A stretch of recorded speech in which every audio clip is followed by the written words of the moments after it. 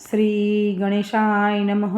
મિત્રો, આપ જોઈ રહ્યા છો યુટ્યુબ. આપણી ચેનલમાં તમારું હાર્દિક સ્વાગત છે અને આજે આપણે જાણીશું દેવ દિવાળીની તારીખ અને શુભ મુહૂર્ત અને મહત્ત્વ.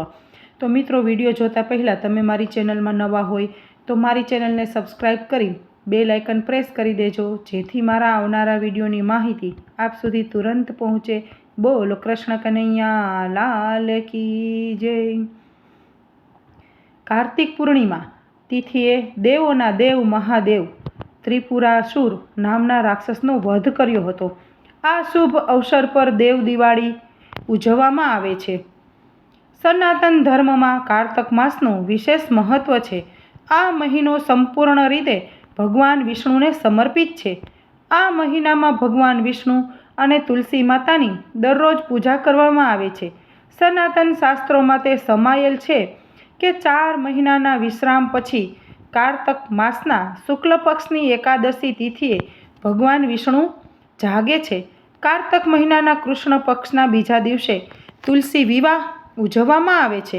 કાર્તિક પૂર્ણિમા તિથિએ દેવોના દેવ મહાદેવ ત્રિપુરાસુર નામના રાક્ષસનો વધ કર્યો હતો. આ શુભ અવસર પર દેવ દિવાળી ઉજવવામાં આવે છે. ત્યારે આપણે જાણીએ કે આ વર્ષ 2024માં દેવ દિવાળી ક્યારે છે, તેનું શુભ મુહૂર્ત અને મહત્ત્વ. ધાર્મિક વિધિઓ જાણીએ. દેવ દિવાળીને દેવોની દિવાળી પણ કહેવામાં આવે છે. કાર્તિક પૂર્ણિમાના દિવસે અભિજીત મુહૂર્તનો સંયોગ છે. આ યોગમાં ભગવાન શિવની આરાધના કરવાથી સાધકને દરેક પ્રકારના સુખની પ્રાપ્તિ થાય છે. આપણે જાણીએ તારીખ અને શુભ મુહૂર્ત. પંચાંગ અનુસાર કારતક પૂર્ણિમાની તિથિ 15 નવેમ્બર સવારે 6:19 કલાકે શરૂ થાય છે અને 16 નવેમ્બરે સવારે 2:58 કલાકે સમાપ્ત થાય છે. સનાતન ધર્મમાં ઉદય તિથિ માનવામાં આવે છે. આ વર્ષે કાર્તિક પૂર્ણિમા 15 નવેમ્બરના રોજ ઉજવવામાં આવશે. આ શુભ અવસર પર દેવ દિવાળી ઉજવવામાં આવે છે. દેવ દિવાળી પર પ્રદોષકાળ સંધ્યાકાળ 5:10 થી 7:47 સુધી છે. આ સમયે ગંગા આરતી કરવામાં આવશે. આપણે દેવ દિવાળીનું મહત્ત્વ જાણીએ. પૌરાણિક કથાઓ અનુસાર દેવ દિવાળીને દેવોની દિવાળી પણ કહેવામાં આવે છે. કાર્તિક પૂર્ણિમા તિથિએ દેવોના દેવ મહાદેવ ત્રિપુરાસુર નામના રાક્ષસનો વધ કર્યો હતો. આ પછી દેવતાઓએ ભગવાન શિવની નગરી કાશીમાં આવી દીવા પ્રગટાવીને દિવાળી ઉજવી હતી. ત્યારથી કાશીમાં દેવ દિવાળી ઉજવવામાં આવે છે અને આ દિવસે લાખો દીવા પ્રગટાવવામાં આવે છે. આ દિવસે સ્નાન, દાન અને પૂજાનું વિશેષ મહત્ત્વ છે. આ સાથે આ દિવસે કેટલાક ખાસ ઉપાય કરવાથી આર્થિક સમસ્યાઓ પણ દૂર થાય છે. દેવ દિવાળીના દિવસે તુલસીના 11 પાનને દોરામાં બાંધીને માળા બનાવીને ભગવાન વિષ્ણુને અર્પણ કરવામાં આવે છે. આમ કરવાથી તમને ભગવાન વિષ્ણુની કૃપા મળશે અને જીવનમાં ચાલી રહેલી સમસ્યાઓ દૂર થશે.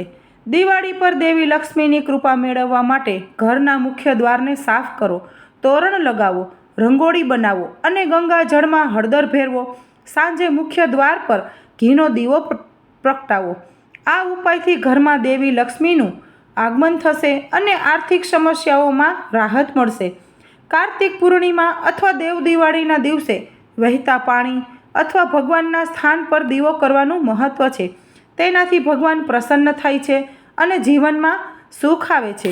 દેવ દિવાળીના દિવસે ઘરમાં દીવો પ્રગટાવો. કોઈ પણ એક ડૂબકીમાં 7 લવિંગ નાખો. આ ઉપાયથી ઘરની ગરીબી દૂર થાય છે. હવે આપણે જાણીશું દેવોની દેવ દિવાળીનું મહાત્મ્ય. દેવ દિવાળી તહેવારોનો રાજા છે. હિન્દુ ધર્મની માન્યતા પ્રમાણે કાળી ચૌદસના દિવસે શ્રી કૃષ્ણે નરકાસુર નામના રાક્ષસનો વધ કરી પ્રજાને તેના ત્રાસમાંથી છોડાવેલી તેની સ્મૃતિમાં દીપમાળાઓ પ્રગટાવીને દિવાળીનો તહેવાર ઉજવાય છે. ભગવાન મહાવીર દિવાળીના દિવસે નિર્વાણ પામ્યા હતા. તેથી જૈન ધર્મીઓ માટે પણ દિવાળીનો તહેવાર ખૂબ જ આધ્યાત્મિક મહત્ત્વ ધરાવે છે. ભારતભરના તમામ ધર્મોના લોકો આ તહેવાર ભારે ઉત્સાહથી અને ઉલ્લાસથી ઉજવે છે. કારતક સુદ પૂનમના રોજ ઉજવવામાં આવતી દેવ દિવાળીના સંદર્ભમાં એક પૌરાણિક કથા પણ સંકળાયેલી છે અને પ્રચલિત છે. મિત્રો, તો તમને મારો વિડીયો ગમ્યો હોય તો લાઈક કરી અને શેર કરી દેજો. બોલો કૃષ્ણ કનૈયા લાલ કી જય.